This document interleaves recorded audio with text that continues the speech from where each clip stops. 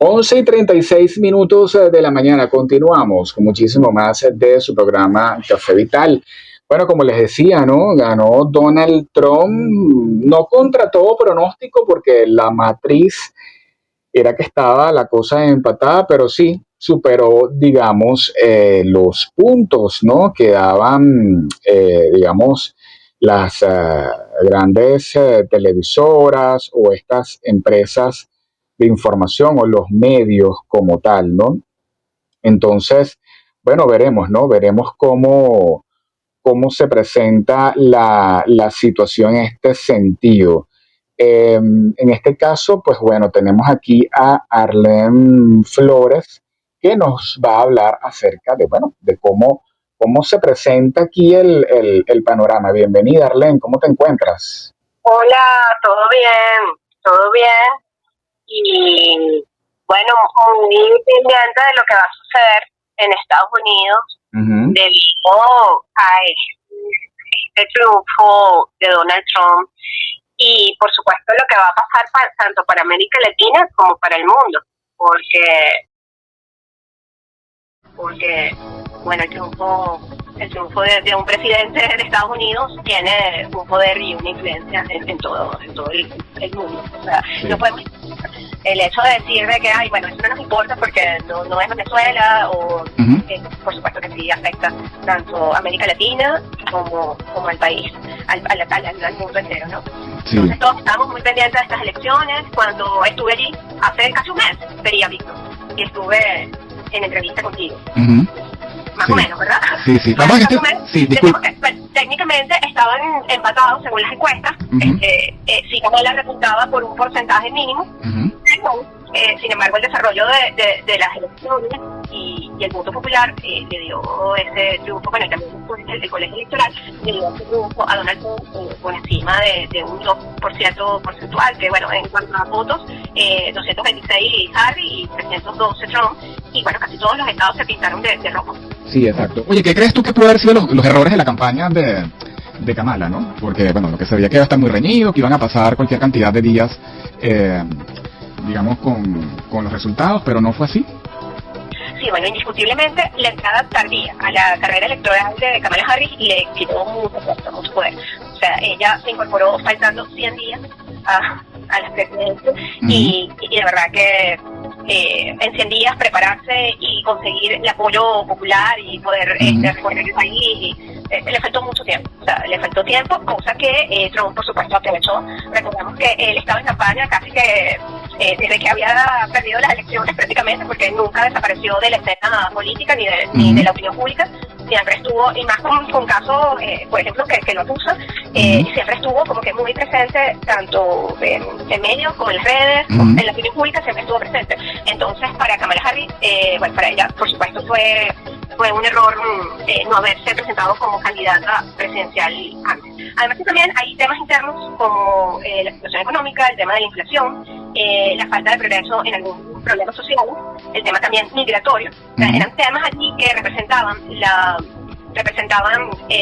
lo que era la gestión de Biden, y que por supuesto a ella como vicepresidenta, por supuesto allí manchaba un poco su imagen, ¿no? Y que hizo realmente complicado que ella pudiera subir las encuestas y posteriormente poder ganar como presidenta. Eso realmente falló. Y también hay otro análisis, que cuando uno la ve a ella en su papel como vicepresidenta, también fue, porque claro, en caso del sistema presidencial de Estados Unidos, los vicepresidentes no son tan notorios. Entonces ella tuvo también como que una imagen un poco sí, estuvo como a la sombra, ¿no? Sí, bajo la sombra en el caso de como vicepresidente. Entonces eso no dejó tampoco que brillara su liderazgo. Sí.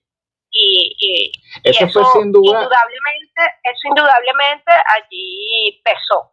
Pero además también muchísimas otras cosas, como te digo, o sea, el caso interno de la inflación, de que cada día la gente ve cómo van subiendo los precios en cuanto a la comida, en cuanto a la educación, en cuanto a la vivienda.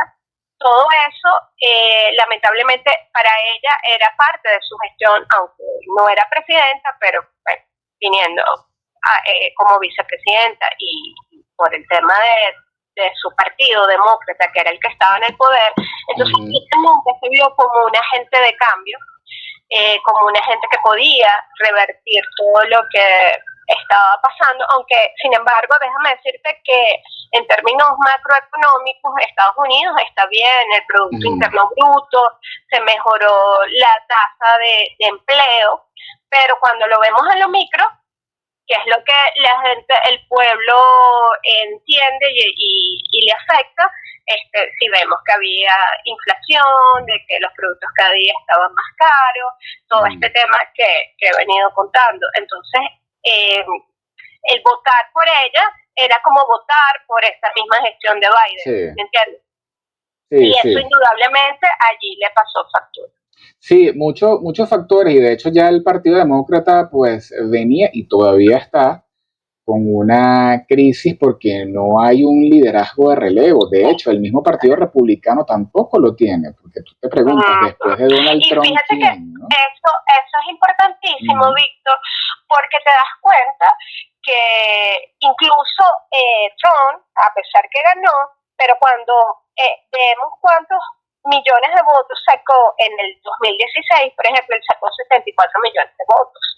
En el 2024 saca 72 millones. Entonces, incluso él, que gana estas elecciones, pero cuando vemos la sumatoria y comparamos con el año 2016, él perdió 2 millones de votos. Wow. Hay allí como digamos,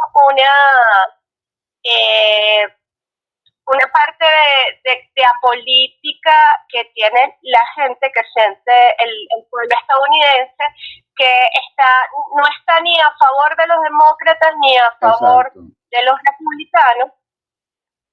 O votos nulos, hubo abstención, y muy importante, o sea, ¿por qué gana Trump? Porque en definitiva ellos no lo ven, los que votaron por él, no lo ven como un político republicano. Exacto. Sino que lo ven como un hombre de negocios. Entonces, bueno, mi economía está mal, entonces yo voy a votar por un hombre que es un hombre de negocios para que la cosa mejore. Entonces es como una lógica ahí muy simple, y que lo más seguro es que no va a funcionar, pero bueno, es una lógica que aplicaron a la hora de votar. O sea, no lo ven como un político, lo ven como un hombre de negocio próspero, que tiene un imperio y que tiene millones de dólares. Entonces, bueno, yo voy a votar por alguien que yo quiero verme reflejado en cuanto a su prosperidad económica. Entonces sí me va a solucionar los problemas, ¿no? Sí, además que si tú analizas... La lógica apolítica que aplicaron muchos a la hora de votar. Si tú analizas el discurso de él, realmente no tiene discurso. O sea, no es el discurso político. Y ojo, han habido empresarios en distintos países que han entrado al ruedo de la política, pero han tenido discurso. Pero él no tiene discurso. O sea, él te va soltando frases, cosas cargadas muchas veces con estigmas, con calificativos, pero no hay un discurso sobre un plan, vamos a hacerlo así. O sea, realmente tú no lo ves. No. Y lamentablemente, que era lo que le comentamos en aquella oportunidad, cuando me entrevistaste la primera vez, en su discurso lamentablemente hay muchos signos de autoritarismo. Sí, señor. Podemos incluso compararlo con el discurso de Hitler en el mediados de siglo del 2020, y es una retórica de xenofobia. Fíjate, por ejemplo, algunas palabras que utilizaba, de que los migrantes manchaban la sangre estadounidense, de que había que deportarlos masivamente. O sea, utilizar de todo ese contenido xenofóbico, machista, autoritario, sin embargo gana, ¿no? Es lo que causa preocupación por muchísimos analistas, por muchísimos incluso comunicadores, porque él también es un hombre antimedios de comunicación. Sí. Fíjate que cuando termina él su periodo, abiertamente hablaba de que había que desaparecer los medios de comunicación, y él se apoyó muchísimo también en plataformas digitales, también contando con el apoyo, por ejemplo, de Elon Musk, que es un gigante de lo que es la tecnología y las empresas tecnológicas. Entonces esto creo que acomodó mucho tanto su respaldo, porque la manera de cómo se financió, por ejemplo, su campaña. Por ejemplo, Elon Musk invirtió miles de millones de dólares para financiar esa campaña, y allí también él jugó un poco con eso de, bueno, como buen negociante, y allí tú ves que no tenía un proyecto. Él lo que hacía era como decirle, por ejemplo, el caso de Elon Musk: sí, yo voy a ayudar a que las empresas de tecnología no tengan, por ejemplo, el impuesto mínimo, de que pueda haber monopolio dentro de las empresas tecnológicas. Recuerda el problema que hubo con Google, que lo consideran un monopolio, y el tema de los impuestos que Biden y su gobierno impuso para algunas empresas de tecnología. Y bueno, y él apuesta por todo lo contrario, igual con el tema migratorio, ¿no? Entonces apuesta por lo que es no dejarlos entrar, cerrar el tema de las fronteras, ser más duro con el tema de los migrantes que no tienen papeles y que están ilegales allí en Estados Unidos. Entonces hay muchas cosas que la gente lo vio como una salida fácil, como un salvador de lo que tiene que ver con su día a día. Y bueno, esos fueron los resultados, y el pueblo habló y se expresó de esta manera, pues. Sí, además que él está hablando bastante claro. A él no se le puede decir lo contrario. Y fíjate que el discurso va exactamente así. Vamos a regresar a todos los emigrantes, y estamos empezando por los criminales. Es decir, salen primero de los criminales, que en eso estamos de acuerdo, ¿ok? Pero luego van con los que están de forma ilegal, pero que están trabajando dignamente en el país. Pero hay personas que creen que eso no va a suceder, ¿no? Y yo creo que con el otro contexto, Arlene, que es que tiene o tendrá el Congreso, el Senado y el control del tribunal. Es decir, una persona con el temperamento de este señor, que tenga tanto poder, ¿qué puede implicar eso para Estados Unidos? Sí, es un peligro, realmente, tanto para Estados Unidos como para el mundo, porque, como lo acabas de decir, tiene la mayoría en el Senado, probablemente la mayoría también en la Cámara Representativa, en la Corte Suprema va a está a favor de Trump, además que él va a poder elegir también personas dentro de la Corte Suprema. Entonces no va a haber un equilibrio de poderes, que es primordial para cualquier democracia, el equilibrio de poderes. Aquí todo va a estar la balanza a favor de Trump, entonces va a tener carta blanca en muchísimas leyes, en muchísimos cambios que quiere hacer, porque tiene todos estos poderes de alguna manera controlados, ¿sí? Y yo creo que es preocupante, porque bueno, Estados Unidos siempre ha sido como esa visualización de a dónde debe ir la referencia de la democracia, ¿no? La referencia de la democracia mundial. Y bueno, esto realmente nos preocupa a muchos internacionalistas, nos preocupa también como ciudadanos del mundo. Sí. Porque, por ejemplo, el caso del Medio Oriente, o sea, él tiene realmente una alianza importante con Israel. Y bueno, eso pudiera de alguna manera empeorar la situación en Palestina, empeorar la situación en el Medio Oriente. Con Ucrania también, bueno, estamos como que a la espera de qué va a pasar en Ucrania también. Ya tuvo la primera conversación con Putin que se conozca oficialmente, post elecciones. Así que ya eso te habla, o sea, del nivel de cercanía que siempre ha tenido Trump con Putin. Fíjate que yo no lo veo a él, y fíjate que la demostración de su gobierno así lo fue. O sea, él, si hay que reconocerle, es que él está muy a favor del cese de las guerras, ¿no? De hecho, de manera muy llana se refiere a todos estos conflictos como juego de niños, imagínate tú, ¿no? Para referirse al conflicto entre Israel y Palestina. Yo más bien creo que la línea de él definitivamente va a ser como encerrarse en su territorio, trabajar para que haya un entendimiento, pero no lo veo, por más que la relación con Israel sea muy buena, pero no lo veo como en ese reforzamiento, ¿no? De armamento o de equipo militar, sino como no lo veo reforzando lo bélico, sino más bien tratando como de apaciguar las aguas y sobre todo nada de financiamiento a estos países, porque lo veo muy centrado en su territorio, que es precisamente lo que gobiernos como lo de Putin buscan, ¿no? Es decir, cero apoyo a la OTAN, a estos organismos que aglutinen a la Europa y que cada quien esté a lo individual en su territorio y así yo estoy como más cómodo en el mío, ¿no? En mi poderío. Yo lo veo así, no sé cómo lo ves tú. Sí, es como una política más bien de aislacionismo, ¿no? Exacto.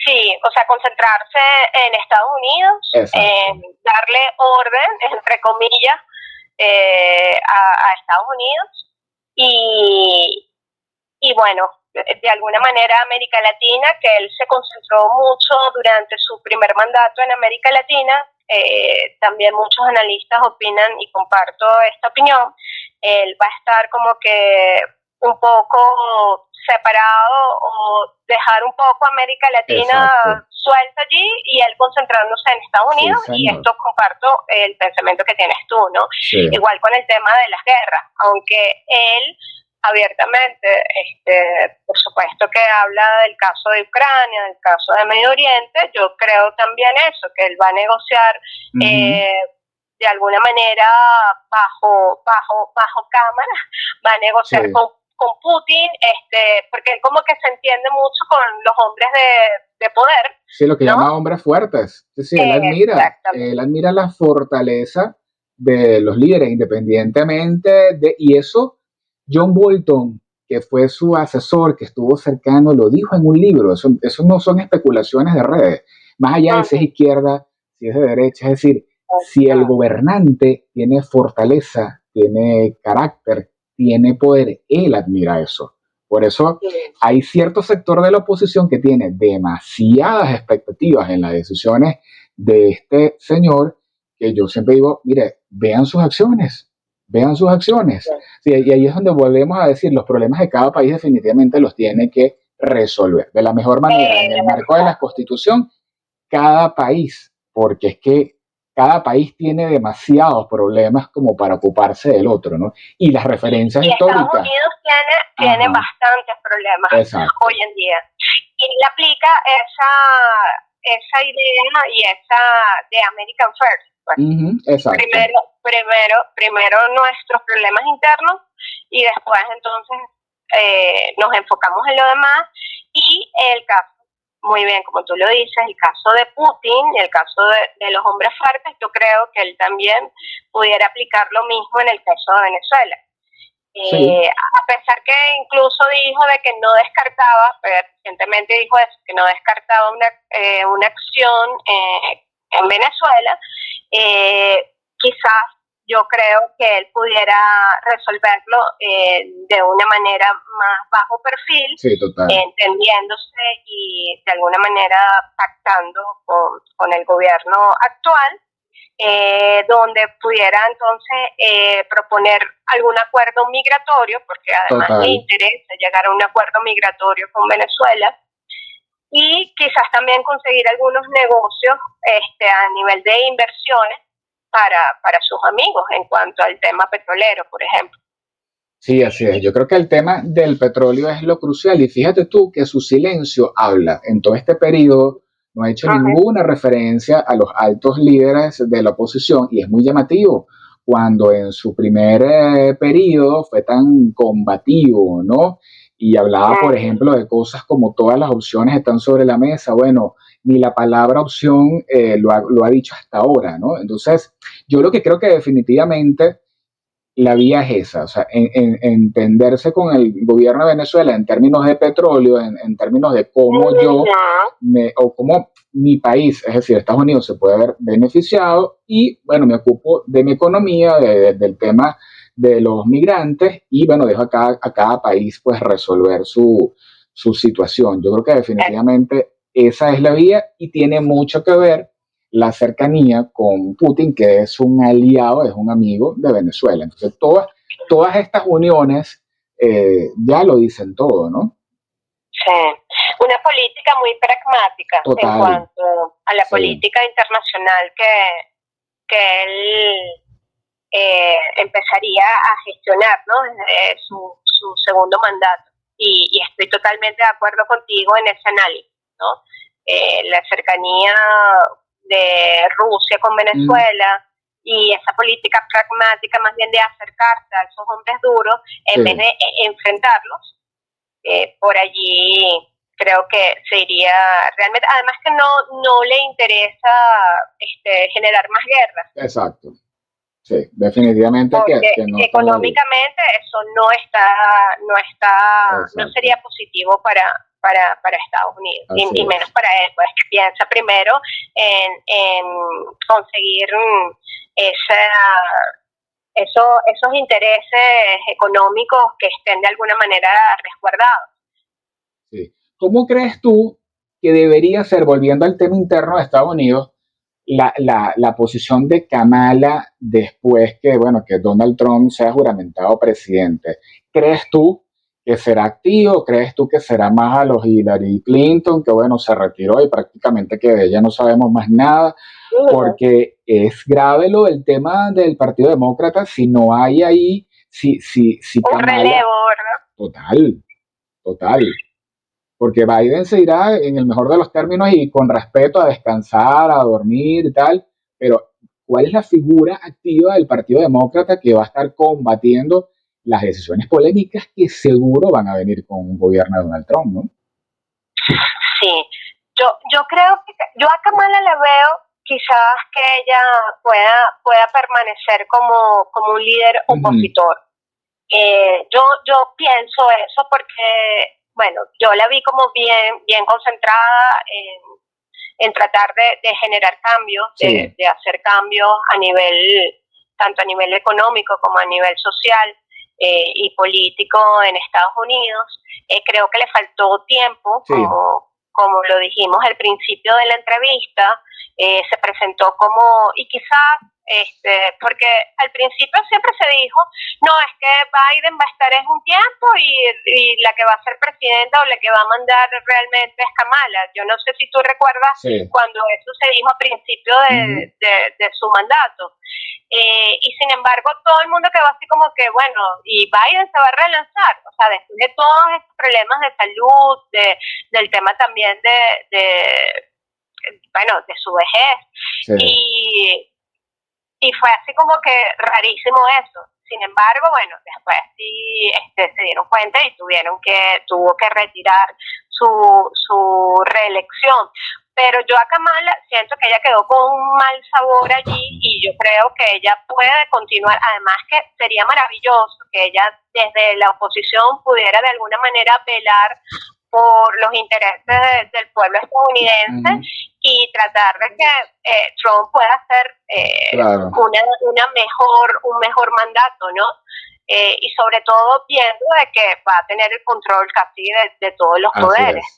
Sí, tiene que tener un papel mucho más activo. Arlene, bueno, Igual que Obama, ¿no? ajá, También ¿cómo? debería, igual que Obama, también debería Sí, de ser más total. visible en este periodo. Total, total. Yo creo que si no hay nuevos líderes, los últimos deberían estar más activos. Gracias, Arlen, por todos estos análisis que hemos compartido acá en Café Vital. Creo que van a venir ocasiones, temas para seguir conversando aquí mientras nos tomamos un café con el mundo. Por favor, indícanos tus cuentas en redes sociales, bueno, para que las personas te sigan en tu multipolifacética vida profesional, ¿no? Arroba Arlene NW, arroba Arlene New y arroba Siempre Más Música, si también le Así interesa es. saber algo más de música y bueno, un poco menos de política, porque también la Claro, música a veces es la mejor medicina que total, necesitamos. total, tanto en los escenarios internos de Venezuela como en el mundo. Gracias, Así es, muchísimas gracias a ti, Víctor, por invitarme nuevamente y bueno, ya espero que para la próxima sí pueda estar amén, allí amén, presencial. amén. Ya será entonces para ver ya sería enero y analizar un poco la toma de posición, medidas y todo este escenario previo, ¿no? Entérate de lo más actual, con la mejor compañía y